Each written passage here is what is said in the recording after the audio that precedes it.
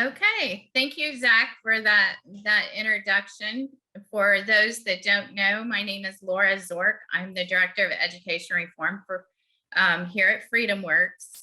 And we have launched a new initiative last year known as B.E.S.T, Building Education for Students Together. And our mission is to educate, mobilize, and empower our parents to take back our local school districts one seat at a time by running for school board, changing legislation to allow the money to follow the kids, but also we are looking at empowering our parents to be the voice of their children. And the way that we do that is we provide them with tools and resources like you're gonna go through tonight with our three panelists, and I'm gonna introduce them. Tonight we have Rhonda Thomas. Rhonda is a Georgia mother of two, and she is the founder of Truth in Education. We have Amy Carney, Arizona mother of six, also a school board candidate, and she is our new national B.E.S.T deputy director. So Amy helps me on the west side of the country, and I'm in the east side of the country. And then tonight, who we have with us is Lisa Logan, who will be giving us a presentation on social and emotional learning. Now, I'm going to tell you, but before I get into what social and emotional learning is and what the panelists are going to talk about, Lisa is also a mom of three. She is from Utah. And a little bit about Lisa. Her and her husband of 15 years live in Utah with their three children. She has a secondary education teaching credential in physical education, dance, and also owns a health coaching business and is the content specialist for Utah Parents United, which is a large group of parents out in Utah. I think you're up to what, about 25,000, Lisa? Good for you. So tonight we are going to dive into social and emotional learning. This is really the new Trojan horse of for critical race theory and a lot of this comprehensive sex ed and other things that we are seeing. I wanted to just highlight, and I want you to also do the same thing. I want you to Google social and emotional learning and take a look at all the recent articles that have been written about social and emotional learning and the concerns that parents have, because this isn't just an issue in Florida, Texas, Georgia, Utah, and Arizona. This is a national issue that we are faced with. And I wanted to highlight this. Daily Mail, and this was back in November, calls it's a Trojan horse for CRT. Now, furious parents push back against social and emotional learning being taught in schools, claiming that the promotion of diversity is more evidence of government indoctrination. In October, the National Review, Social and Emotional Learning, the Next Fight in Education. They call social and emotional learning as a guide to equity with concepts such as privilege, anti-racism, equity, intersectionality, and other progressive buzzwords. So parents are waking up to social and emotional learning. It's kind of like CRT. We're starting to hear about it, but we don't actually really know what it is. And that's why it's important tonight, ladies, that we expose it, the root of it, so that parents can really understand what it is. So I wanted to give you all a few minutes before Lisa jumps into her presentation. Amy, what are you seeing in Arizona with social and emotional learning?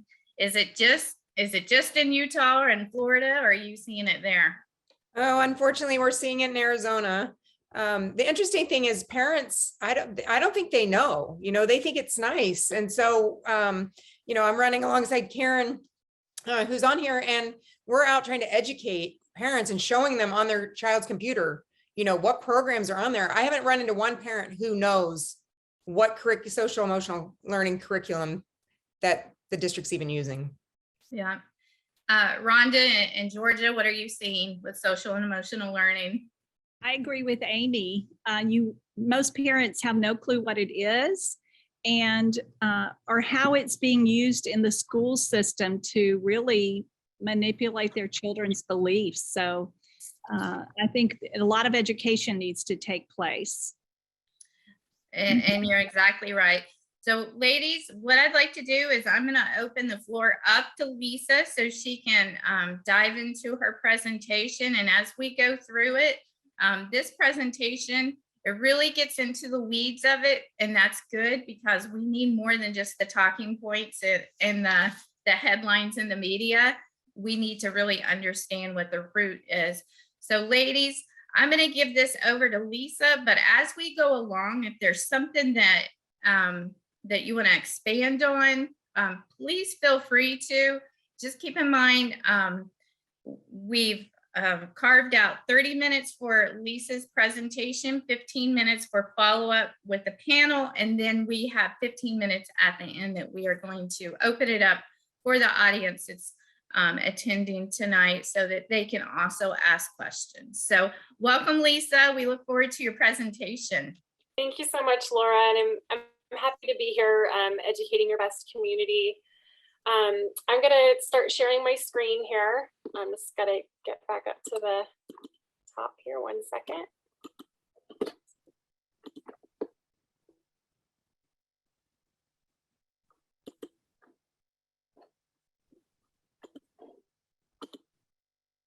And I'll do my presenting here. All right. So, and that was a great introduction to social emotional learning. It's kind of like the new fad in education. Everyone's talking about it. And it's mostly because as a collective country right now, our children are going through a lot of mental health issues. A lot of it was exacerbated by the COVID restrictions. You know, they couldn't see their friends and they were at home a lot and they didn't, I mean, just everything was kind of uprooted for these teenagers and children. And so we see a lot of suicide ideation. It's really kind of the perfect, you know, ground for them to push social emotional learning into the schools. But it really isn't what you think it is. So social emotional learning, Castle defines it as the process through which children acquire the skills and recognize and manage emotions, develop caring and concern for others, make responsible decisions, establish positive relationships, and handle challenging situations effectively. And that all sounds really amazing, right? I mean, what parent would not want their child to learn skills like you see on the screen here? You know, empathy, kindness, goal setting, etc. And that's what really makes it the perfect Trojan horse. It's a classic case of a program that seems like it's really, really amazing being used as a tool for indoctrination. So, and unlike other programs out there that can get hijacked by bad people, this is not the case, I believe, with social emotionally. I believe it was their intent from the beginning to put it into the schools and kind of make it seem really nice and then have a bait and switch where then they were able to enact their kind of sinister agenda with it. So from its inception, the main goal of social emotional learning is to get children to all think the same way about the world. And why children, you ask? Well, Aristotle understood. All who have meditated on the art of governing mankind have been convinced that the fate of empires depends on the education of youth. And no one understood this better than Adolf Hitler, who said, "He alone who owns the youth gains the future." So really, that's why by 1939, over 90% of the German youth belonged to the Hitler Youth Organization. And not only did it allow Hitler to conduct children at their most plastic and impressionable ages, but allowed them to take them away from the influence of their families, because the Nazis understood that families were an obstacle to their goals. The Hitler Youth was a way to get Hitler's ideology into the family unit And some members of the Hitler Youth even denounced their parents when they behaved in ways not approved by the Reich. Yuri Bezmenov, a KGB defector, understood this. He unveiled in a 1984 interview that the Russian government tactic to overthrow America was not to use physical warfare, but psychological warfare. I want you to listen to this video. Only about 15% of time, money, and manpower is spent on espionage as such. The other 85% is a slow process, which we call either ideological subversion or active measures, активные мероприятия in the language of the KGB, or psychological warfare.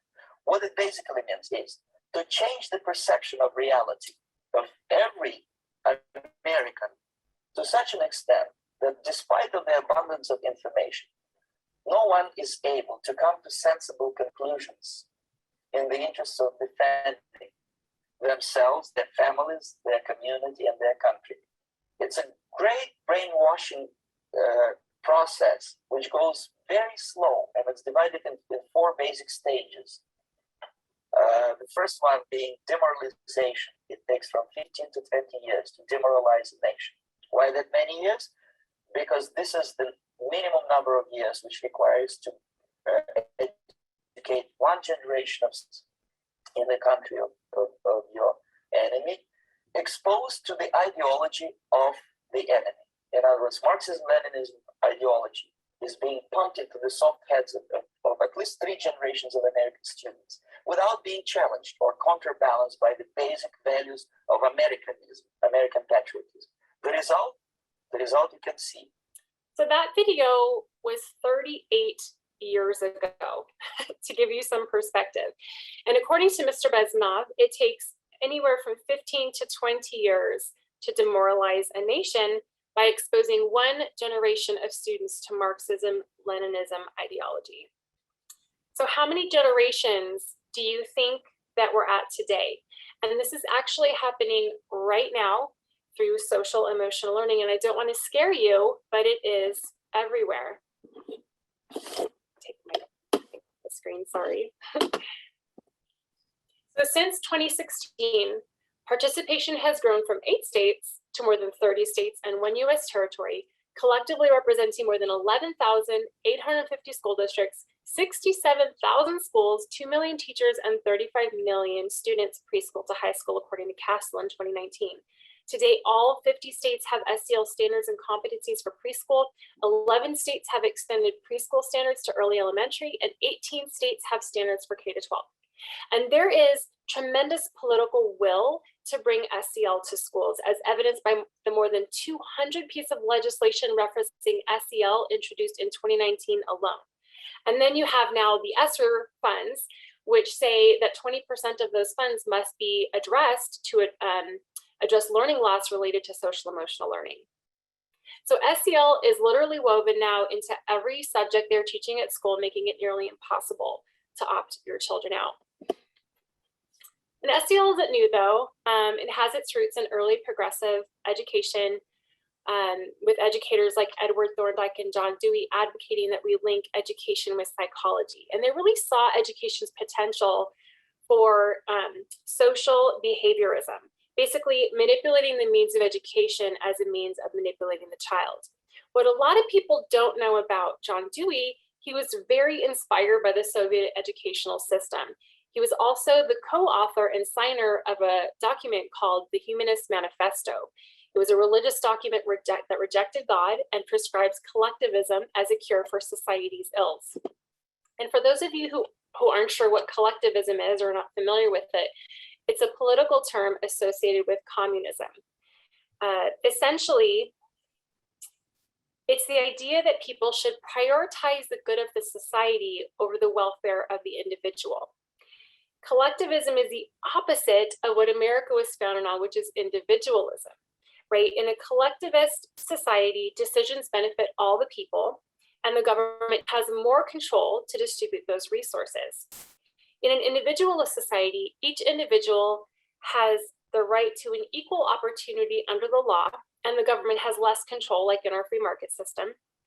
And results will vary because it's based on individual decisions.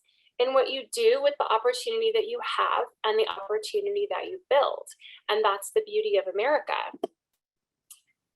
So in order to implement collectivism and in turn social emotional learning, there has to be more government control, very much like the octopus here.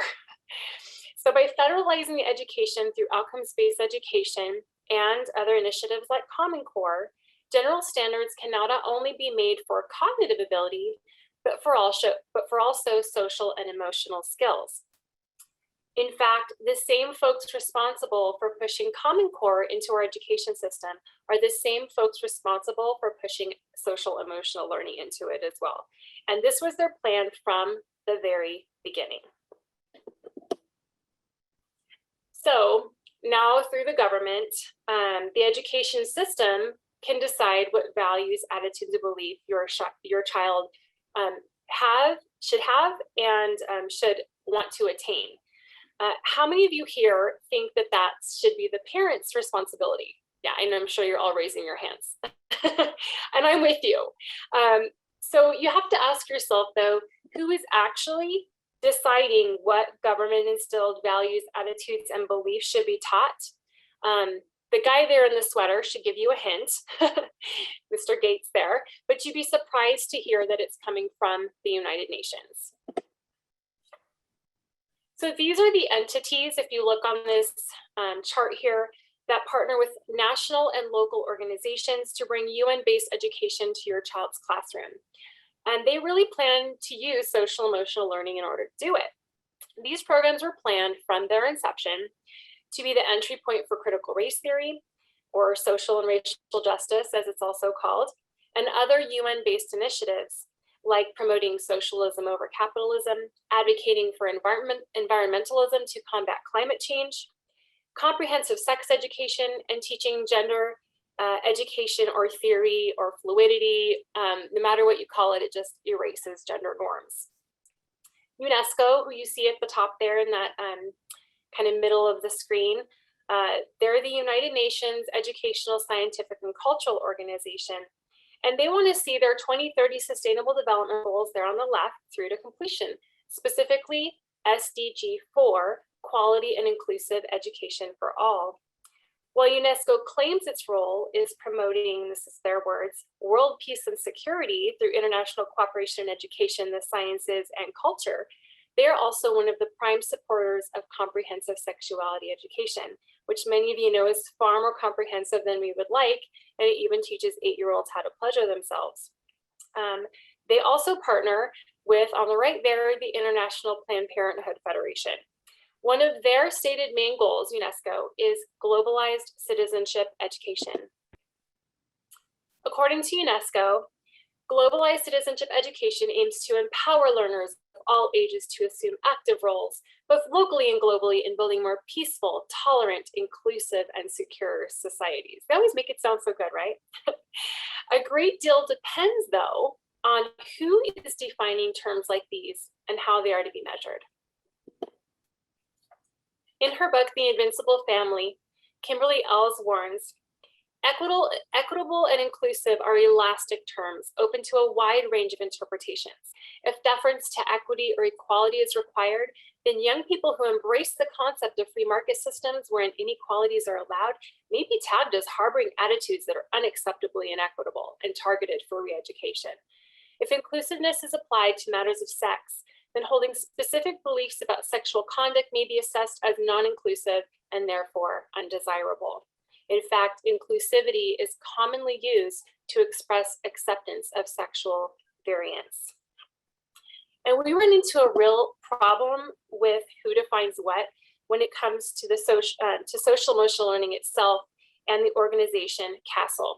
CASEL stands for the Collaborative for Academic, Social, and Emotional Learning. And they are the organization that sets the 5 core competencies or standards by which all SEL programs are measured. They get to decide if someone's a CASEL Select program or just a, CASEL below that program. And in fact, many states won't even accept SEL programs that aren't CASEL approved. So in 2020, amidst the chaos of the pandemic and the racial riots, Castle kind of quietly updated their 5 core competencies as well as their definition of social emotional learning to be transformative social emotional learning, which they say, oh, and I want to note that this is social emotional learning done through what they call an equity lens. They state Castle is refining a specific form of SEL implementation that concentrates SEL practice on transforming inequitable settings and systems and promoting justice-oriented civic engagement, which we are calling transformative SEL. This form of SEL is aimed at redistributing power, gee, that sounds Marxist, to promote social justice through increased engagement in school and civic life. Translation, they want to use transformative SEL to incorporate your students into a larger mission of social justice activism with teachers and administrators acting as community organizers. Lisa, who is involved with Castle? Who runs it? There are quite a few people who run it. They just changed their CEO, but it's nobody that nobody would know. But I'm going to go over who funds them. And Okay, who that would be good. Yeah. So this is from their own white paper, from Castle's own white paper. They say the concept of transformative SEL is a means to better articulate the potential of SEL to mitigate the educational, social, and economic inequities that derive from the interrelated legacies of racialized cultural oppression in the United States and globally. Transformative SEL represents an as yet underutilized approach that SEL researchers and practitioners can use if they seek to effectively address issues such as power, privilege, prejudice, discrimination, social justice, empowerment, and self-determination. So instead of these SEL programs focusing on equity to achieve unity in the classroom, they're instead going to achieve equity by resurrecting racism, pushing the narratives of white supremacy and white privilege, and promoting the notion that, and I quote there at the bottom, racialized oppression was foundational to the establishment of the United States. Sounds a little bit like the 1619 Project now.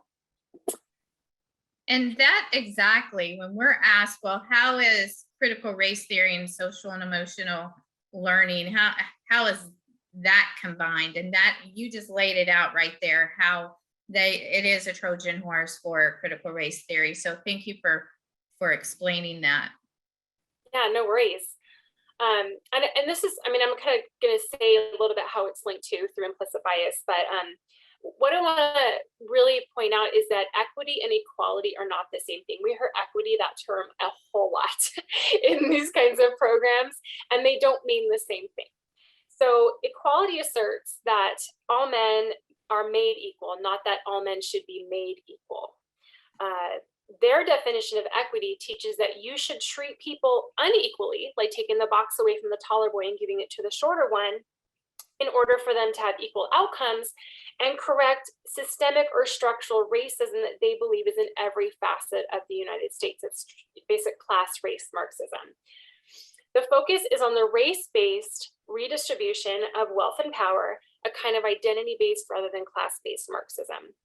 This, ladies and gentlemen, is critical race theory, just like Laura said, which transformative SEL promotes the tenets of. Critical race theory, I'm sure a lot of your parents know, but I'm just going to kind of touch on the definition of it. It's basically a Marxist ideology that asserts that race is a social construct or something that's made up by society that we kind of all agree on as a society, used to oppress people of color. Critical race theory holds that racism is inherent in all the institutions and systems of the United States. They believe those institutions and systems function to create and maintain social, economic, and political inequalities between whites and non-whites, specifically African Americans. And if you're a white person, because you exist and thrive in what they believe is this institutional and systemically structurally racist framework, that you naturally want to keep the status quo and are racist toward people of color, because you benefit from that. And that's why the schools, they feel like the schools have to teach your kids these principles through SEL, because white parents cannot be trusted to not raise their kids to not be racist. So we're going to play a little game of who wrote it, Karl Marx or Castle. Dominant US culture norms promote materialism or acquisitive individualism, an orientation, this is my favorite, associated with health problems and unethical behavior. It's because you're racist. These norms are even more problematic when wealth and whiteness are conflated and uncritically accepted as indicators of success. This fosters a sense of white racial entitlement and dominance, as well as negative biases and stereotypes about people of color and those from low income backgrounds. And since I can't interact with you and ask you who wrote it, I'm just going to tell you it's Castle. Yeah. Mhm. Yeah, it's pretty awful, right? They're telling you what they believe in their white papers. It's not hard to find. So I want to just make a point here. If you live in a state that has barred critical race theory from being taught in your schools, if your schools have Castle, you need to notify your Department of Education and let them know how your school district is teaching critical race theory. And Lisa just laid it out of how it's combined with critical race theory so that you can make that argument with them whenever you notify them of that. And so Lisa, this also comes in different ways, doesn't it? This, like through the counseling, the counselors within the schools, and use this also to bring CRT and DEI into the class. Well, yeah, because SEL is used often in a multi-tiered system of support. So, they consider these SEL programs kind of tier one, all the students get it, right? And then there's specific targeted approaches, but they all want to use the same language, right? That's why they want to have one program, and they kind of like tier up the stuff. Tier 2 and tier 3 is more targeted approaches for kids who need intervention. So yes, it definitely probably comes in as well with the counselors and in closed doors. And yeah, it's a problem overall, for sure. And to Laura's point, because Castle has changed their standards, and like I said, these states want to adopt programs that are Castle approved because they're the standard bearer. Any program you're going to bring in is going to have problems with this that align their thinking with Castle's, because they're all changing their programs to become economically relevant, right? Otherwise, they won't be adopted in these states and they can't make their money. So one of the things that's happening in Georgia is at the DOE, they're actually earning equity badges in math for getting certified in certain courses. So it really has saturated every subject. Yeah, and you'll see SEL, like they're just trying to get it into every subject. It's not just enough to learn math. They want to learn. They want to see how much grit and perseverance you had when solving that math problem. I mean, that's how they're measuring your competency in math as well. It's not just how well you know the problem. It's like how well do you solve it and manage your emotions. So it's definite issue. And honestly, how a lot of this started is I just started following the money, right? And you can learn a lot about an organization just by figuring out who gives them money, because with money comes influence and power, correct? So Castle gets most of its money from lots of liberal organizations with very radical agendas. Not surprisingly, 2 of their top funders there are the Bill and Melinda Gates Foundation, the Chan Zuckerberg Initiative, and you should probably start wondering what these folks want with your data, because those are the Facebook and Microsoft people. And I'm not going to go into all of them. All of these are pretty horrible, but you can see there they advocate for abortion rights, LGBTQ interests, the justice system, etc. So I did all this research about the hidden agenda behind SEL, and then I was alarmed to find out that our First Lady of Utah, Abby Cox, had, as a part of her Show Up initiative, a focus to increase social emotional learning in the schools. And then I saw who was on her advisory board, and a gentleman's name stood out to me, kind of that second line there, Tim Shriver. He is the American Disability Rights activist, but he is also one of the co-founders and the board chair of Castle.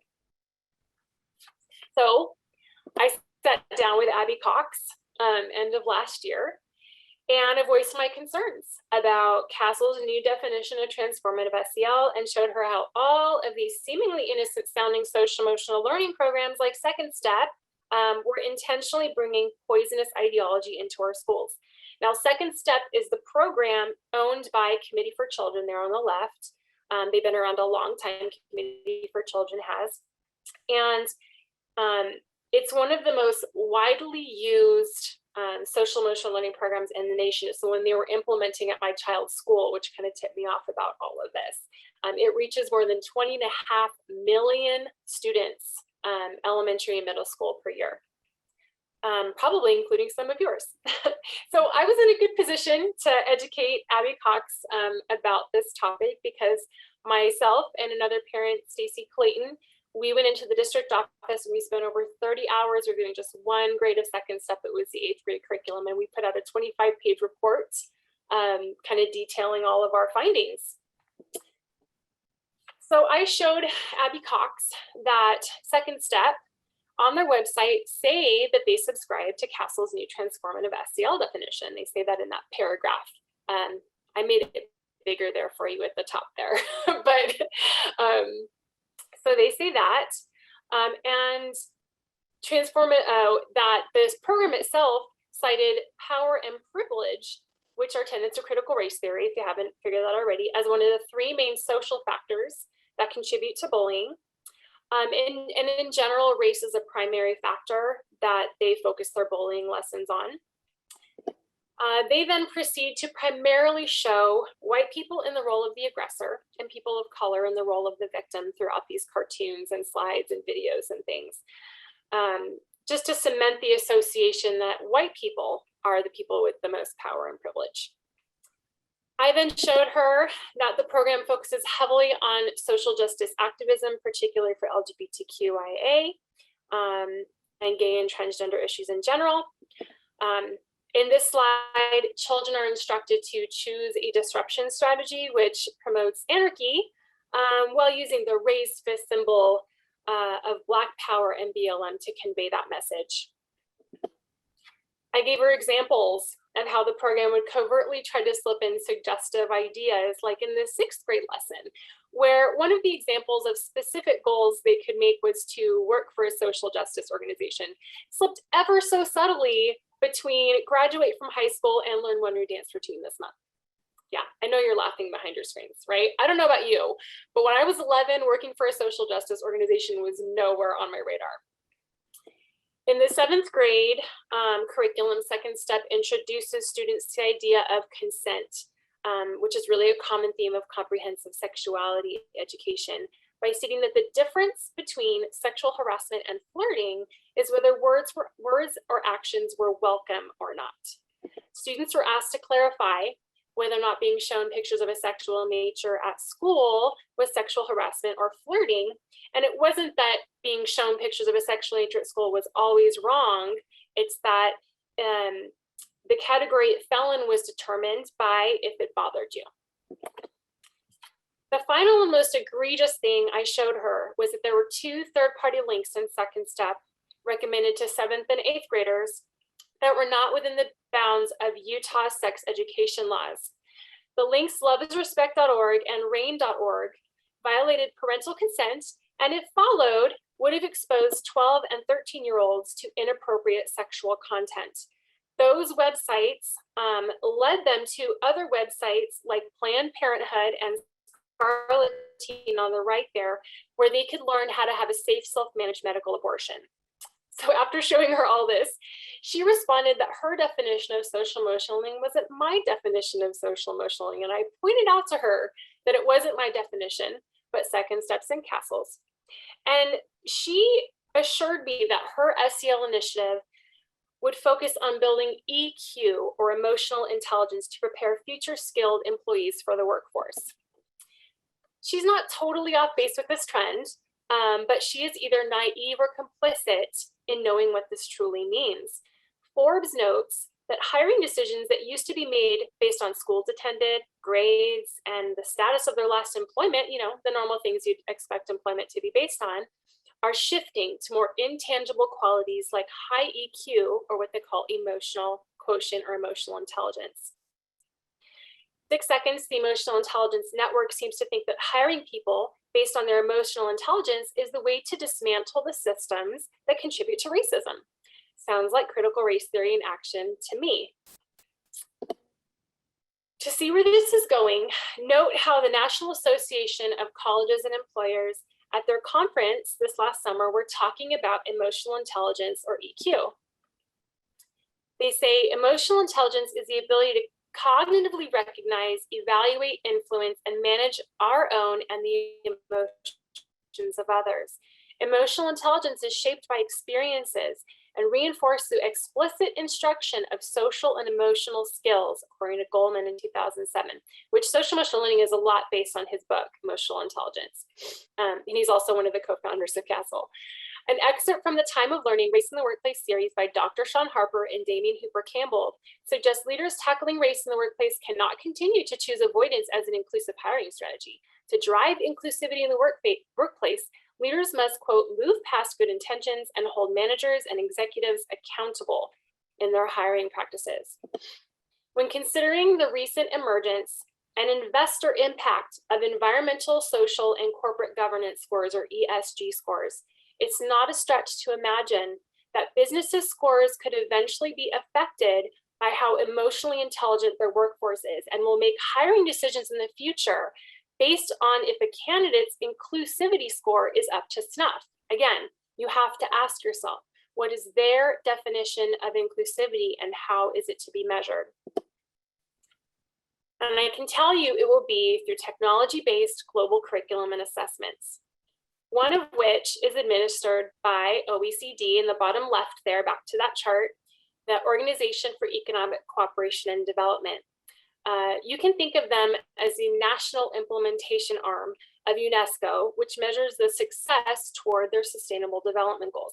And just as a side note, so the sustainable development goals are basically where they direct their funding and their focus for a 15-year period of time. So we're in the 2015 to 2030 period of time right now. So OECD has long administered the Program for International Student Assessment, or PISA test, to measure cognitive skills. But in 2017, it launched its Study on Social Emotional Skills, or SSES. SSES branches out into methods of measuring and shaping students' personalities. As of right now, there are 9 countries and 1 US city that is participating, Houston, Texas, but I'm sure it just won't stay there.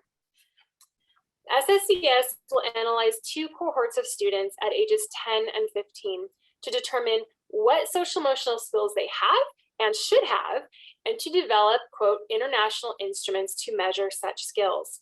The extraordinarily intrusive studies or surveys students, parents, teachers, and education administrators to gather data on children's social emotional skills, family background, child's performance, home learning environment, parent-child relationship, parental style, learning activities, and parents' own attitudes and opinions. Sounds pretty intrusive, doesn't it? SSES will also analyze information from students' interaction with online instruments to surveil, quote, what people do, think, or feel when interacting with and responding to the item or task. Basically, they're trying to figure out how to make these programs so that they can move the children's minds, right? They're figuring out how can we get them to, by where they click and what they look at, how we can manipulate their mind into our way of thinking, which is very scary. So really their plan through the SSES is to measure students' performance in the 5 broad domains known to psychologists as the Big 5 model. It's basically emotional regulation, engaging with others, collaboration or agreeableness, task performance, and open-mindedness.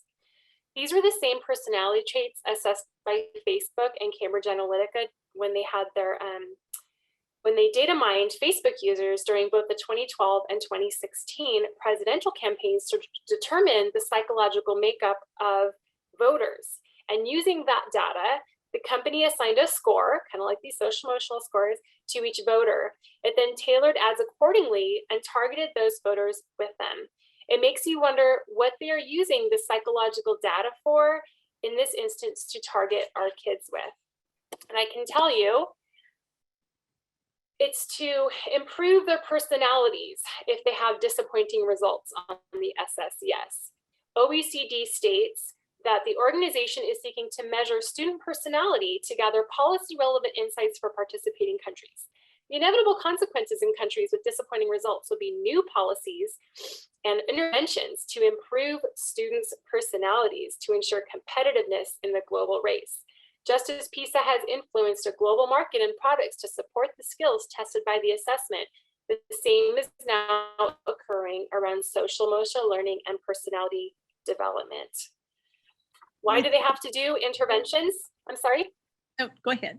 Someone, why do they have to do interventions to improve students' personalities? Well, according to OECD's Global Competency for an Inclusive World document, it's to, quote, counter the discriminatory behaviors picked up at school and in the family, in order to teach young people to, quote, challenge cultural and gender stereotypes, and to, quote, help create tolerant, integrated societies. Their stated goal is basically to use these SEL assessments to gather data to help them figure out how to create programs that coerce children away from the ideals of their family and into their way of thinking, especially when familial, religious, or cultural beliefs prevent your child from being, in their eyes, quote, more inclusive. Which leads me to my next question. Is your students and your family seem to think so? This is a long quote, but I have to read it to you because it is very telling about what's going on here with your data. So 7 years ago, they published an article titled "The Big Biz of Spying on Little Kids." It says, the amount of data being collected is staggering. Ed tech companies of all sizes, from basement startups to global conglomerates, have jumped into the game. The most adept are scooping up as many as 10 million unique data points on each child each day. That's orders of magnitude more data than Netflix or Facebook or even Google collects on the users. And this was 7 years ago. Imagine how many data points they're collecting now. Students are tracked as they play online games, watch videos, read books, and take quizzes. The monitoring continues as they work on assignments from home, with companies logging children's locations, homework schedules, web browsing habits, and of course, their academic progress. Students shed streams of data about their academic progress and now their social emotional learning progress. Work habits, learning styles, and personal interests as they navigate educational websites. All that data has potential commercial value. It could be used to target ads to the kids and their families, or to build profiles on them that might be of interest to employers, military recruiters, or college admissions officers. The law is silent on who owns that data, but Kathleen Stiles, the Education Department's Chief Privacy Officer, acknowledged in an interview that much of it likely is not protected by FERPA, and thus can be commercialized by the companies that hold it. And I also want to note that this was back before the kids had Chromebooks all of the time, right? So think of how much more data they're collecting now. So why isn't it protected by the Family Education Rights and Privacy Act, or FERPA? Because in 2008 and 2011, amendments to FERPA amended the definition of school official who has access to this data to include third-party vendors, which increased their access to student data, mostly because they wanted to monitor implementation and measure success of initiatives like Common Core. The 2011 amendments allow the release of student records for non-academic purposes, so social emotional learning, and undermine parental consent provisions. The changes also promote the public use of student IDs that enable access to private educational records. When we view that in light of the fact that many of these online assessment tools use digital educational badges, and digital currency-like technology, you have to start asking yourself where this is going, and the implications are frightening.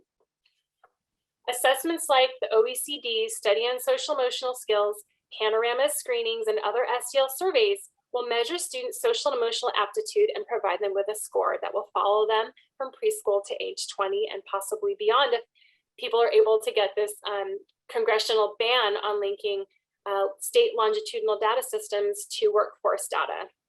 And believe me, people are trying to work on that.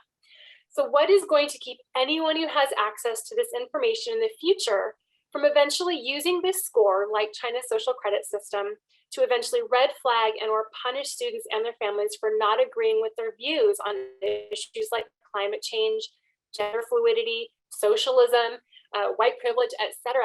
Will our children's social, emotional, or EQ score be able to disqualify them from colleges or jobs or a loan if they don't meet their standard of inclusivity?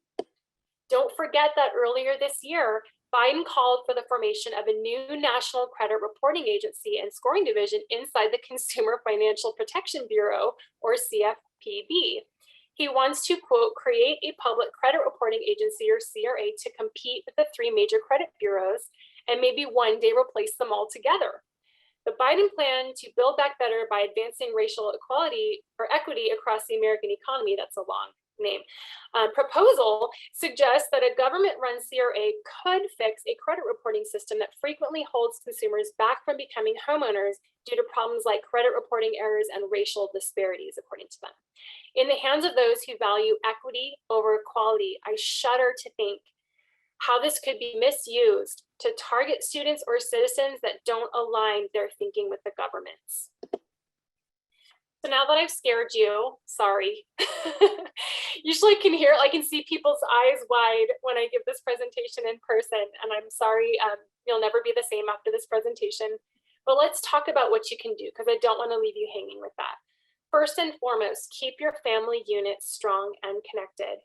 The whole reason they want to erase gender norms is because they want to destroy the nuclear family, like Hitler did, right? Because they knew that the family is the one thing that stands in the way of having full, unfettered access to your children.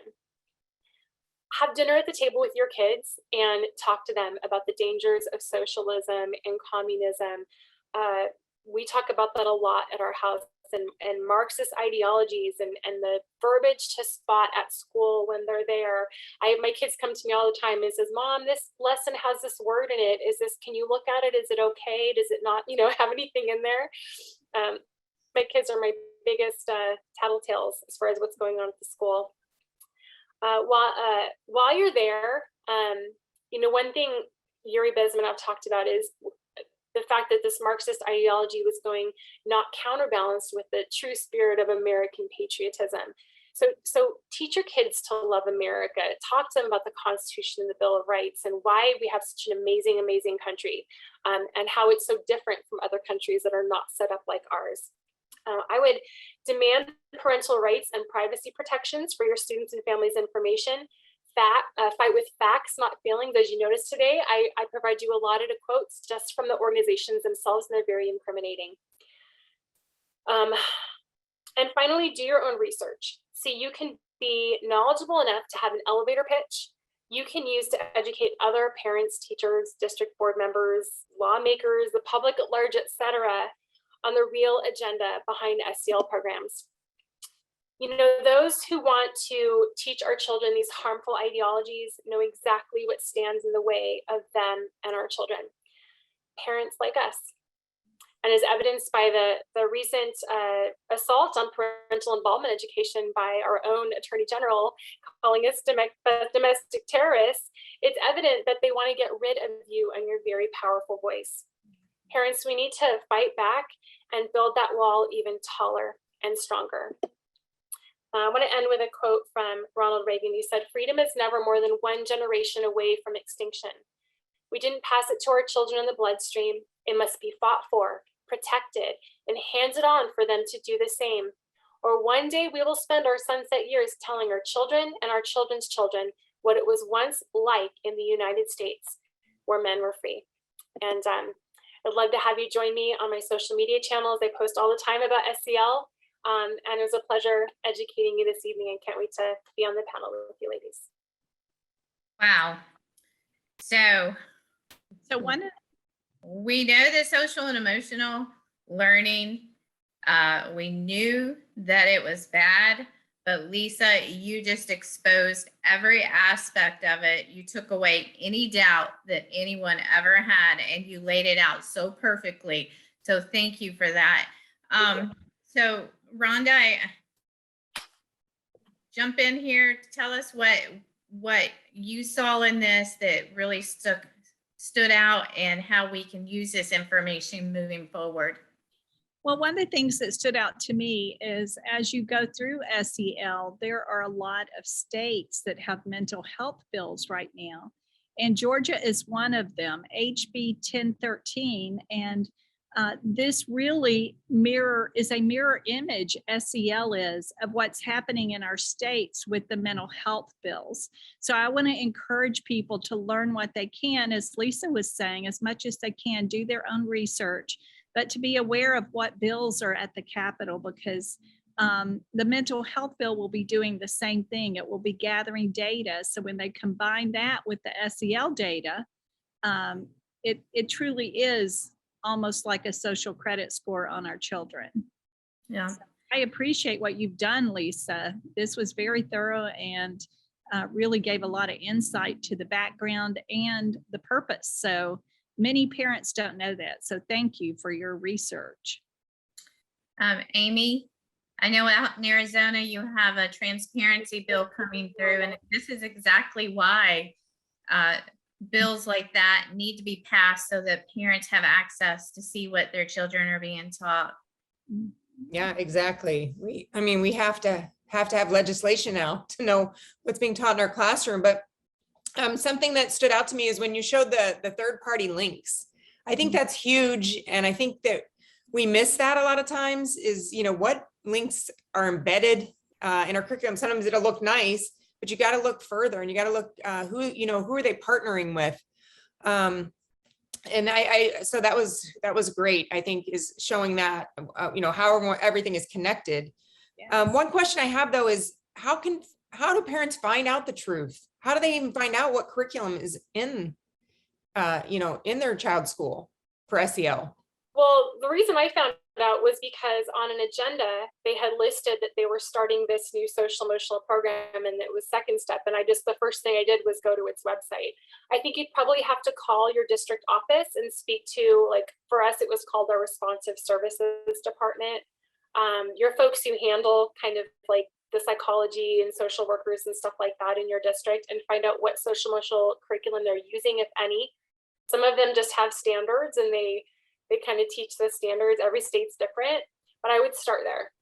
And we got to watch out for all that ESSER money, right? That's being dumped into our public schools, because that's all to go towards social emotional learning and mental health. So I think we're really going to see an influx, of this coming in through the ESSER funds. So yeah, thank you for all that. I took lots of notes. So thank you. A lot of times when we ask that, you will get that answer. We teach to the standards, but the standards are very basic. We want to know what tools and supplemental materials they're bringing in order to teach to the standards. So I've noticed that that's used a lot in order to kind of silence parents that don't know the right questions to ask. So know that your standards are just a framework, but there's materials and programs they're bringing in order to accomplish those standards.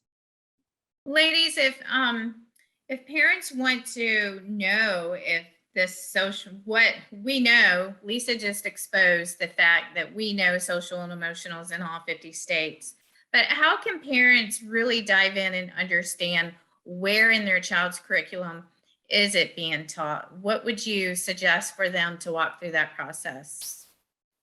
Well, I would say grab your child's Chromebook or whatever they have from school. That's what I did. And what's embedded on there, it's there. For us, I think it's Nearpod is what my fourth grader, their elementary school, is using, and it's right there on his computer, and it's unbelievable. It's tied to Learning for Justice. It's tied to all of these, it's the second step curriculum that you showed that. So grab the computer and just start looking around. Most parents have never even done that. And go ahead, Rhonda. I was going to say the other thing is to do open records. That's very important because you can't always make that phone call and get what you want. So doing open records is very valuable. Explain that for individuals that might now know what that is. Well, anything having to do with your school system is public record.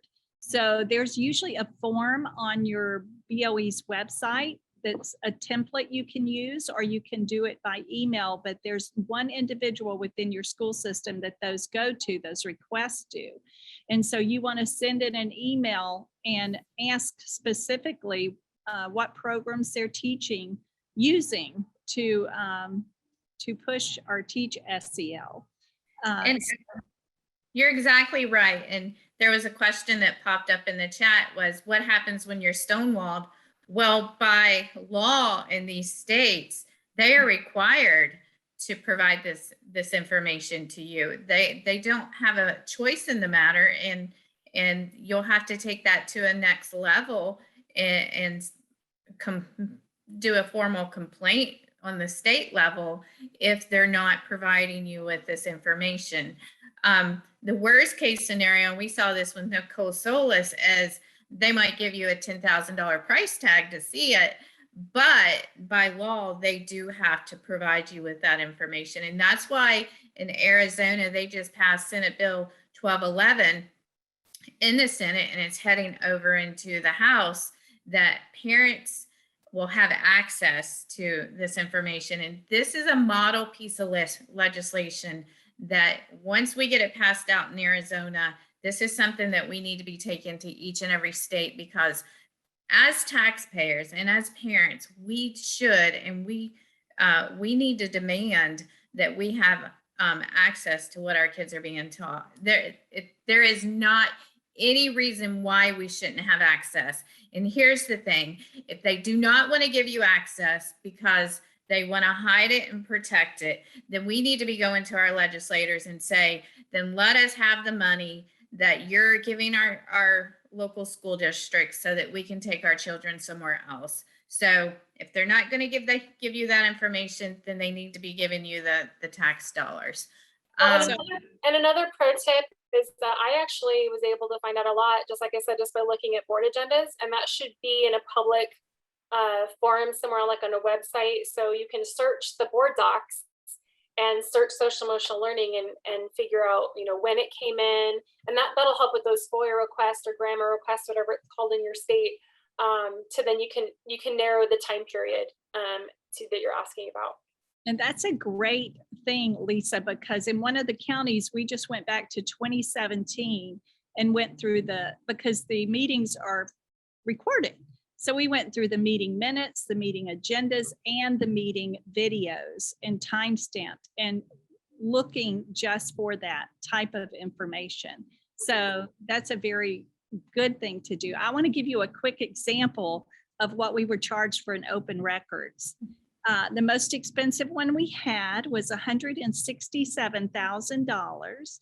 It was going to take 1,664 hours and a year and 4 months to complete it. So when your district doesn't want you to have something, they meet the guidelines they're required to meet, but yet they will put an astronomical amount of money out there. It was negotiated down to 600 and something, but those were valuable records, so we paid for it. But you're right, we need a bill. They're supposed to charge you, use someone that's the lowest paid employee to do that. But that tells you they have something they don't want you to see. So exactly. Okay, what we're going to do at this point, we are right at our hour, but don't go away. What we're going to do is we are going to wrap this segment up of the panel discussion, and we're going to go into questions from individuals that are participating. I know, Rhonda, you're taking a break away from a meeting, so I hope we can keep you for at least 10 or 15 minutes. I'm good. Thank you. And I know Amy is on a spring break with her kids, but what we're going to do, Zach, for individuals that cannot stay for the question portion, if you could give them the information about the next webinar, what we have coming up, and how people can access this information as we go through these webinars. I see that keep coming up in the chat. Can I have the PowerPoint in the recording? So I'll hand this over to you, Zach, and then we'll stop the recording, and then we'll go into the questions. Absolutely. Well, thank you everyone, of course, for being on. The information for viewing these recordings and for gaining access to any of the PowerPoints used will be shared in a follow-up email sent probably tomorrow, which will have a direct link to a shared box folder. You do not need a box login to access this folder, and you will be able to view everything that we put in there. So I will be sharing that information with all registrants for this series. If you want any to share out this registration link, if you have any friends or partner organizations that you think would benefit from this information, please share the registration link. Encourage them to hop on the call, but you do need to be registered to get this direct box link. And of course, the information for next week, which I hope you will all join us for, is we will be going over Tuesday, March 22nd, same time, 7:30 Eastern time, a direct response to this in many ways, which is reclaiming the role of the parent. Because that is what is most important here. As Lisa was talking about earlier, one of the best ways to fight SEL is to maintain the structure of the home and the family and to strengthen it. We will be joined by Rebecca Friedrichs, Emily Cow, and Nicole Neely, who will offer great insights into how you can reclaim the role of the parent. So I hope to see you all next week. Yes. We are going. And please, we have a lot of participants on here tonight, and that is wonderful. But let your friends know, or your Facebook group, get them on next week, because we are going to continue to have great presentations like we had tonight. And this is the way that we stay empowered, is through knowledge and education, because this is not stuff that you're going to get at a school board meeting. This isn't stuff that you're going to be able to just pick up a book and learn about it. This is stuff that parents are doing the research, and they are diving into the details, and we are coming together and we are educating each other. We're empowering each other. Iron sharpens iron, and that's what we're doing. We are empowering each other. So get your friends and other parents on the training next week. Rebecca Friedrichs, her documentary just released yesterday. Whose Children Are They? We have Nicole Neely, the founder of Parents Defending Ed. And then we have Emily, who has an organization that legally defends parents. And we are going to walk you through the legal rights that you have as a parent so that you can be empowered. So I appreciate, ladies, I appreciate you being on here. And I look forward to next week's presentation. In the meantime, if you want to learn more about us, you can go to parentsknowbest.com. You can take a look at our events, and you can jump on some other trainings that we're offering, or you can text the word BEST to 41490. So thank you for joining us tonight. Thank you for having us. Thank you.